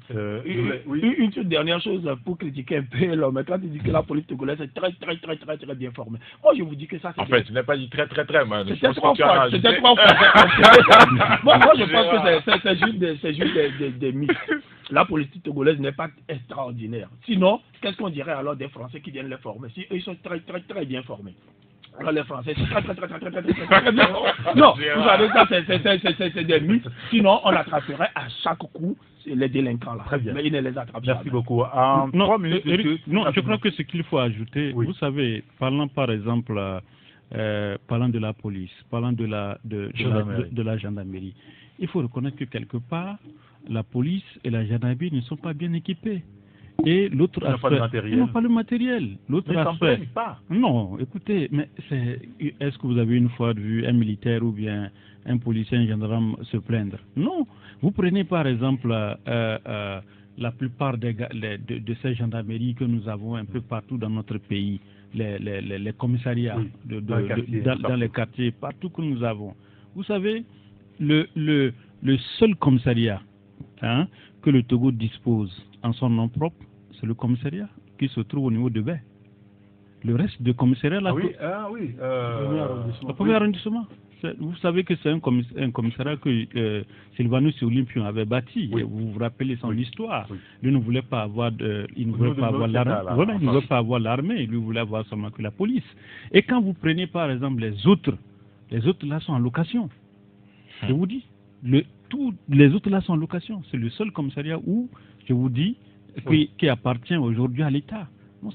L'immeuble. Non, c'est pour vous dire quelque part que aujourd'hui, quand vous prenez même ces gendarmes, ces policiers, il faut les féliciter. Ils ne sont pas vraiment équipés. La fois passée, ils étaient dans leur fourgonnette. Je crois qu'ils étaient en train d'aller à la patrouille, quelque part. Leur véhicule est tombé en panne. Ils étaient obligés de pousser le véhicule. Et il fallait voir comment les Togolais se moquaient. Et j'ai dit non, il ne faut pas vous moquer. Après tout, c'est nos frères. Ils disent non, que ils sont là, quand tout ce qu'ils savent faire, c'est de les gazer. Non, j'ai dit, mais ce n'est pas comme ça. Après tout, nos compatriotes sont nos frères. Quand il y a par exemple un problème quelque part, c'est eux qui vont à l'affront. Donc quelque part, il faut quand même équiper. Il y a un problème d'équipement qui se pose. Ouais. Vous allez aujourd'hui au niveau de ces commissariats, je vous dis, vous n'allez pas trouver un seul véhicule qui est mobile, qui puisse faire le travail. Habituellement, enfin, on le voit. Bon, voilà, quand on doit transférer quelque part, je crois que un détenu à la prison, voilà, un taxi. Non, voilà, quelque part, il ne faut pas jeter l'anathème sur ces policiers et sur ces gendarmes. On a créé beaucoup d'unités sans donner de moyens. Vous voyez, il y a une brigade anticriminalité. Et cette brigade est là. Aujourd'hui, il y a des crimes qui se commettent. Unité spéciale d'intervention de la police. Vous le voyez, ça intervient. Et au même moment, on voit qu'il y a aussi des sérieux là, bah. Oui, mais il y en a. Vous les voyez, unité spéciale d'intervention de la gendarmerie, il y a tout ça là. Il y a la brigade anticriminalité, vous les voyez habillés en noir. Mais au même moment, c'est vrai que quand on les voit, on a peur, mais voilà, ce sont des choses, vous vous interrogez, mais pourquoi ils n'arrêtent pas? Ils n'arrêtent pas, les gens là, en plein midi, les gens commettent des actes criminels et puis on ne les arrête pas, c'est ça le problème. D'accord, très bien, merci beaucoup. Alors, avant de donner la parole aux auditeurs très rapidement, je voulais quand même avoir votre avis quand même au niveau de la politique, quelques minutes sur les élections à venir. Le gouvernement togolais annonce les locales, c'est vrai qu'on ne connaît pas encore la date de cette élection locale. Au niveau de l'opposition, on commence par dire encore qu'on n'ira pas si les réformes ne sont pas faites. Il y a quand même des partis qui disent que même sans les réformes, eux, ils iront. Le PDR l'a encore dit il y a quelques jours à travers donc une rencontre avec la presse. Est-ce que nous allons vers un nouveau boycott, Gérard Roussan? Bon, question difficile à répondre, hein, parce que pour moi, boycott ou pas, quel est le but de ceux qui disent que même sans réforme, ils vont y aller? C'est pour avoir des strapontins, c'est pour avoir quelques sièges, et quelques mairies, c'est tout. Est-ce que c'est ça le but de la politique? Moi, je pense que le but de la politique, c'est d'avoir assez de, comment on dit là, assez de puissance, assez de pouvoir pour pouvoir changer les choses, pour pouvoir gérer autrement. Mais quand on y va, rien que pour avoir une ou deux mairies quelque part pour dire qu'on hésite, alors bon, moi je dis peut-être c'est leur ambition d'aller en politique pour devenir peut-être juste maire, mais pas pour changer le destin des Togolais. Mais moi, en tant que journaliste, je suis plutôt dans une logique de prier pour voir ce qui peut, le comportement qui peut nous changer, ou bien la gouvernance qui puisse nous permettre de changer le visage de ce pays, pour que chacun, le petit mécanicien, excusez-moi quand je dis petit mécanicien, le soudeur ou bien ceci, que chacun en arrivant chez lui, qu'il ait une petite piole avec un ventilateur, un petit frigidaire qui mange bien, qui puisse soigner ses enfants, que le Togolais vive bien. Mais la politique, rien que pour être au conseil municipal, faire la politique pour soi, ben bon, moi ça ne me dit pas grand-chose, pas beaucoup. Bon, moi je pense que ceux qui aujourd'hui parlent de l'élection sans réforme, je pense que bon, c'est des gens qui véritablement ne suivent pas de près ce qui se passe au niveau de l'actualité. Parce que on a écouté directement aussi sur le sujet, hein, et il est favorable pour une élection sans, enfin, c'est local là, sans les réformes. Non, mais franchement, il va falloir qu'on puisse, comme je l'ai dit, il y a beaucoup de choses à moraliser dans le pays. C'est-à-dire que non, on ne peut pas continuer. C'est-à-dire, les gens n'ont pas fait tout ce chemin pour finalement dire après qu'on va aux élections sans réforme. Mais le pouvoir même est conscient du fait que le parti au pouvoir même est conscient du fait qu'il faudra faire les réformes. Et puis aujourd'hui, moi je les accuse parce que quand vous allez au Parlement aujourd'hui, ceux qui sont en vacances, qui ont promis au peuple qui ont promis au peuple qu'ils vont faire les réformes avant de pouvoir prendre quelque chose que ce soit, mais ces gens-là sont aujourd'hui en vacances, mais ils n'ont même pas fait un début de réforme politique. Donc aujourd'hui, c'est le Parlement qui a les choses en main. Il va falloir qu'au niveau du parti, enfin de la majorité parlementaire, on puisse impulser la dynamique, dire que oui, nous voulons véritablement faire les réformes, voilà ce que nous proposons. Mais quand les gens sont chez eux, en train de dormir, qui disent qu'ils sont en vacances, qui rentrent en avril, et que parallèlement on prépare les élections locales, c'est un problème. Il y a un problème, c'est-à-dire qu'on ne peut pas continuer dans cette volonté, parce que moi je l'ai dit tantôt, personne n'a vu le 19 août dans ce pays. Personne ne l'a vu. Et donc si les gens continuent de faire comme si tout allait bien, que non, bon, aujourd'hui un début d'accalmie, on parle PND, ça va, la situation politique est calme. En fait, les gens sont en train de se tromper. Il faut donner des signaux forts, profiter pour donner des signaux forts en ce qui concerne la mise en œuvre des réformes constitutionnelles et institutionnelles. On ne va pas passer 2005 à 2019 et continuer à parler des réformes constitutionnelles. Il faut qu'à un moment donné, le président dise oui, mais merde, faites-moi les réformes, c'est fini. Et qu'on les fasse. Il y a que lui qui est donc la clé. Oui, solution. Oui, mais vous voyez qui? D'accord. C'est lui le patron du parti. Jacques Dakoussi. Non, je crois que ceux qui ont intérêt à ce que ces réformes se fassent aujourd'hui, c'est le parti au pouvoir. Ah oui? Ah oui, c'est le parti au pouvoir qui a intérêt à ce qu'on fasse aujourd'hui des réformes. Parce qu'on ne peut pas imaginer. Aujourd'hui, quand vous prenez l'Assemblée nationale, c'est le parti au pouvoir qui domine. Oui, bien sûr. Je ne vois pas qui est majoritaire. Je ne vois pas qu'est-ce qui les empêche à aller rapidement à ces réformes. Et l'on me l'a dit tout à l'heure, personne n'a vu le 19 août venir. Si aujourd'hui, un parti... Enfin, dans l'opposition, il y a certains qui disent que non, bon, c'est pas grave, on peut aller à ces élections. Non. Dans la réforme, après, on va régler. Écoutez, s'il vous plaît, je ne voulais pas employer peut-être un mot ici pour qu'on dise que j'ai manqué un peu de respect à ces leaders politiques, mais je voudrais dire, écoutez, personne ne connaît demain. Il faut qu'on se mette ça dans la tête. Personne ne connaît demain. Donc il est important, comme je l'ai dit tout à l'heure, il est important aujourd'hui, le parti qui a plus intérêt à ce qu'on fasse ces réformes, c'est le parti au pouvoir. Parce que le 19 août, aucun Togolais n'a vu le 19 août venir. Donc, s'il vous plaît, les députés, ils sont allés en vacances. On a appris qu'ils vont reprendre le 3. Il faut rapidement, au retour, qu'ils fassent effectivement ces réformes. Parce que, quoi qu'on dise, aujourd'hui, ils ont eu cette grâce qui a la calmie. Oui. Le feu Yadema disait que quand vous faites quelque chose avec un Togolais qui se tait, attention, il faut se dire que demain, il y a problème. Ah oui. Mais quand le Togolais est là, et vous voyez, il gesticule, il fait des choses, il faut se dire que tu peux avancer. Mais quand il se tait, il te regarde, attention, il y a danger. Merci beaucoup, Jacques. Alors, en une minute aussi sur le sujet. Oui, en une minute, je pense que moi je m'en tiens à ce que le Premier ministre a dit dans son programme devant l'Assemblée nationale. C'était, je pense, le 18 janvier dernier. Il nous a dit que la priorité actuellement du gouvernement, c'est les réformes. Ben, il avait dit ça avant. Il avait dit ça avant. Donc j'ai dit, je ne veux pas qu'on ait des effets d'annonce. Aujourd'hui, tout est favorable pour que ces réformes-là aient lieu au sein de ce Parlement-là. Mais je ne sais pas ce qui le bloque. Je ne sais pas si c'est parce qu'on nous dit qu'on n'a pas encore mis en place les commissions au niveau de l'Assemblée nationale qui traînent ou quoi que ce soit.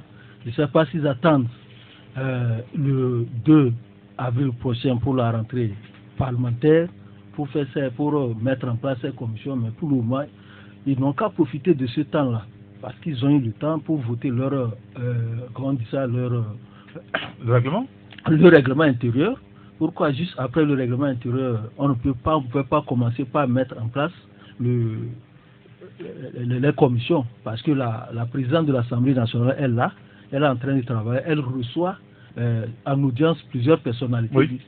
Et les autres députés, où sont, est-ce qu'on ne peut pas faire de telle sorte que les commissions là puissent être mises en place et qu'on convoque de façon extraordinaire une session pour adopter ces réformes avant qu'on arrive en avril, parce qu'on est là, on dit que bien qu'on n'ait pas encore fixé une date par rapport à ces élections, il faudrait qu'on rassure les Togolais que les effets de nous allons faire les réformes, que ça ne soit pas des effets d'annonce. Très bien. Merci beaucoup, Abbas Sissaka. On va maintenant donner la parole aux auditeurs.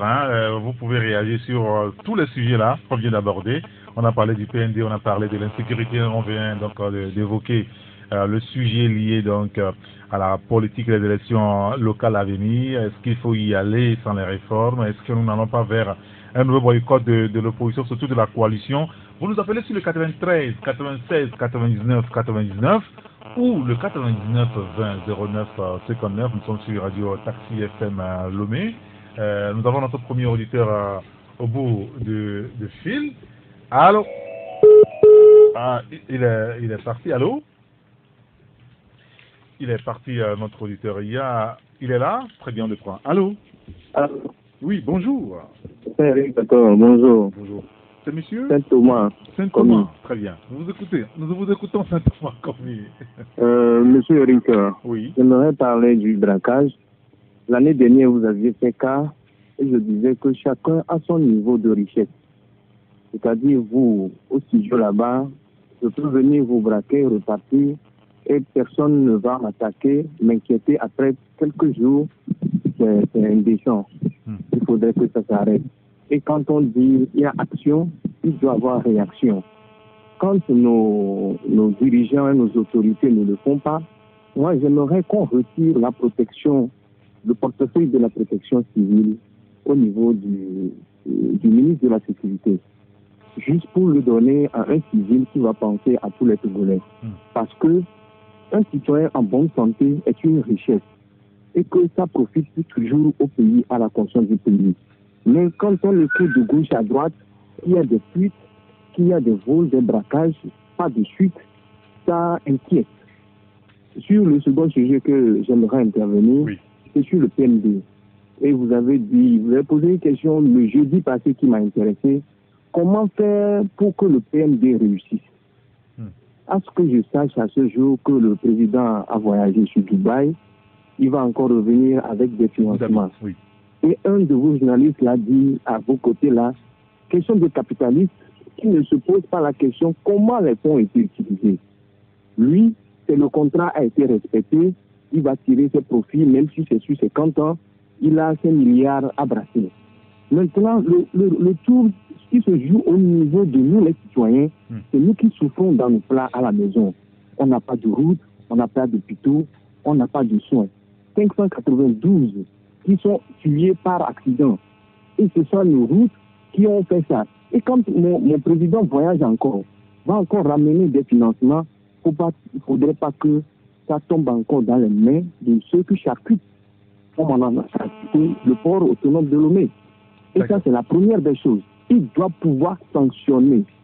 Comme ça, si moi aussi j'ai 1000 francs dans ma poche, lorsque l'OTR va m'avoir, je peux avoir le courage de donner 800 et sacrifier ma vie pour manger 200. non, lorsqu'ils ne sanctionnent pas, moi je ne peux pas financer le PND. Je suis resté sur ma soif, Saint-Thomas Commis. Merci. Merci beaucoup, Saint-Thomas Commis. Merci de nous avoir appelé. On va prendre un second auditeur. Allô? Allô. Oui, bonjour. Bonjour. Oui, bonjour, Georges. J'ai tellement duré dans la ligne. Nous vous écoutons. Je mon crédit cette semaine. Je vais seulement allons-y très rapidement. La question des élections locales. Bon, aujourd'hui, j'ai comme l'impression que nos dirigeants ne savent pas ce qu'eux-mêmes appellent l'élection locale. Et lorsque j'entends des politiques qui disent qu'on peut aller à ces élections sans les réformes, et d'autres vont jusqu'à dire qu'on n'a pas besoin de faire une révision de carte électorale. Je me demande, est-ce qu'on a la tête dans ce pays? Les élections locales, on sait que pour les législatives et les présidentielles, vous pouvez être dans une autre commune et selon le recensement, vous irez voter dans une autre commune. Or, pour les locales, vous devez voter pour la personne qui est dans votre commune. Lorsqu'on me dit qu'on doit faire ça sans les révisions des listes électorales, je me demande comment on peut passer. D'accord, très bien. Parfait. Merci beaucoup, Georges. On a compris. Merci de nous avoir appelés. On va prendre un troisième auditeur. Allô? Allô, bonjour. Oui, bonjour. Oui, je suis M. Comlan. Monsieur Comlan. Oui. Nous vous écoutons. Ce qui m'intrigue un peu dans le PNB, c'est quand on me dit qu'on va créer 500 000 emplois je ne sais combien d'années, c'est sur 2 ans, je crois. Sur 4 ans. Sur 4 ans. 500 000 emplois sur 4 ans.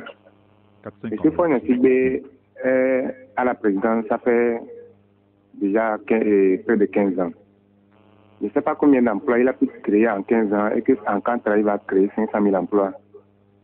Et j'ai du mal à comprendre. C'est-à-dire que j'ai du mal à imaginer comment on peut arriver à cela. Et je ne vois aucun journaliste me faire une analyse sur ce chiffre-là parce que pour moi, c'est une vraie utopie. Et comme dans ce Togo-là que nous connaissons tous, 500 000 emplois, je ne crois même pas qu'en 15 ans, Fonia Singbe a réussi à créer 100 000 emplois. Hein. Donc, je voudrais bien qu'on m'explique comment cela est possible. D'accord, très bien. Merci beaucoup, M. Comlan. Merci de nous avoir appelés. On va prendre un quatrième auditeur. Allô? Allô? Bonjour. Maglo. Monsieur Maglo, nous vous écoutons. Oui, je voudrais me départir un tout peu de la politique. Oui. Et parler de la culture. En l'occurrence, vous parlez tout à l'heure de la nécessité de s'habiller togolais, de manger togolais et de faire tout togolais. Je ne vois pas, est-ce que, lorsqu'on parle de l'habillement togolais, est-ce que vous pouvez m'indiquer un habillement qui est typique au togolais? Je n'en vois pas. Ah, il faut créer l'identité. Vous me parlerez de pagne, que les Ghanéens sont experts, ils sont experts en la matière. Même les rapports des pagnes, le togolais est devenu européen. Vous pouvez à la limite prescrire le pagne à ceux qui nous dirigent, parce que le Togo leur appartient. Quand ils vont sortir, on va dire que c'est les Togolais, peut-être. Mais pour le Togolais lambda, qui n'arrive même pas à s'acheter d'être péri aboli, vous lui demandez de se faire un habit local. Ah non, l'heure n'est même plus à cela. Moi, je m'avais vous me dire une bêtise.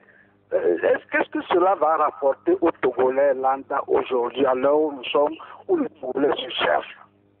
Qu'est-ce que l'habillement pour dire que voilà, c'est un Togolais, qu'est-ce que ça va lui apporter? La personne n'a fait. Nous avons fait. Les gens cherchent du travail. Les universitaires sont là, qui font du zémija. Vous savez en quelle tenue ils font du zémija? C'est un applaudi. Et alors, donc, de grâce, aborder des sujets plus sérieux que de parler de la culture, porter nécessité de porter tel habit. Et voilà ce que moi je voudrais voir. Merci beaucoup, M. Maglo. Merci de nous avoir appelés. C'est votre point de vue sur le sujet. Beaucoup d'autres pensent que la culture, elle est aussi importante et il va falloir réfléchir autour de notre identité commune. Merci beaucoup à M. Maglo, M. Comlan, M. Georges et Saint-Thomas Comité qui aussi nous a appelés. Messieurs, on va s'arrêter là pour aujourd'hui. Merci à Jacques. Merci d'avoir regardé la vidéo. Abonne-toi et partage la vidéo sur les réseaux sociaux, Facebook et WhatsApp. Absolument, c'est un rigato. À demain.